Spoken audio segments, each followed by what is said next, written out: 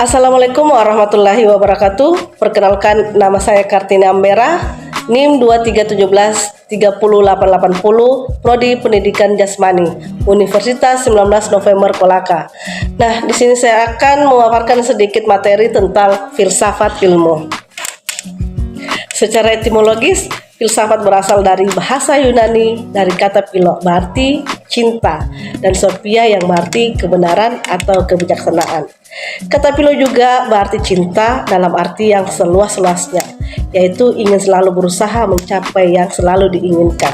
Dengan demikian, berfilsafat berarti selalu berusaha untuk berpikir guna mencapai kebaikan dan kebenaran. Berpikir dalam berfilsafat bukan sembarang berpikir, namun berpikir secara radikal sampai ke akar-akarnya. Nah, ciri berpikir filsafat itu bila dilihat dari aktivitasnya, filsafat merupakan suatu cara berpikir yang mempunyai karakteristik tertentu. Menurut Siti Alijabana, kriteria berpikir filsafat antara lain yaitu pertama berpikir dengan teliti, dan yang kedua berpikir menurut aturan yang pasti atau yang rasional. Nah, filsafat ilmu secara historis di sini dipandang sebagai the mother of prodi psikolog atau yang dikenal dengan induk dari segala ilmu. Nah, hal ini sejalan dengan pandangan yang menyatakan bahwa prinsip-prinsip dasar ilmu itu diambil dari sebuah filsafat.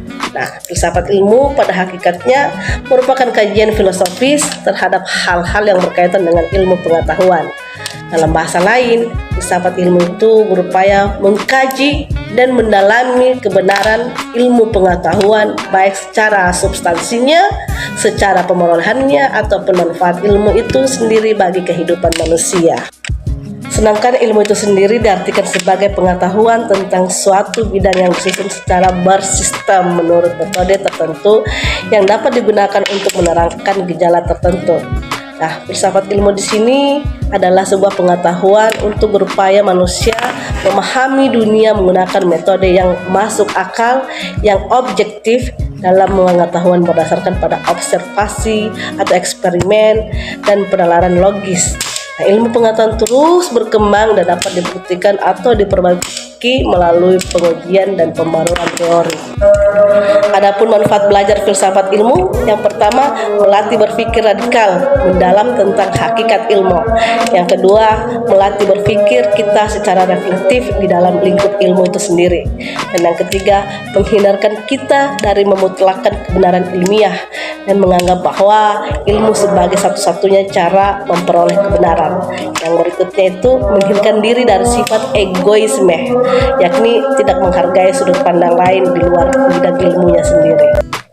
Nah, kesimpulan filsafat ilmu adalah upaya manusia untuk memahami dunia menggunakan metode yang masuk akal, yang rasional, dan objektif.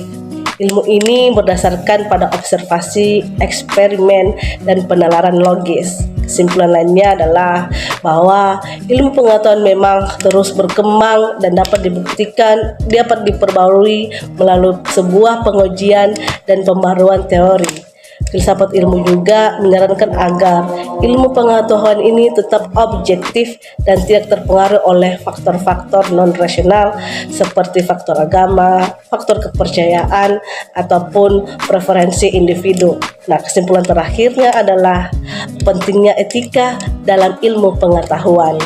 Pengetahuan harus dilakukan dengan integritas dan pertimbangan etis terhadap manusia dan lingkungan.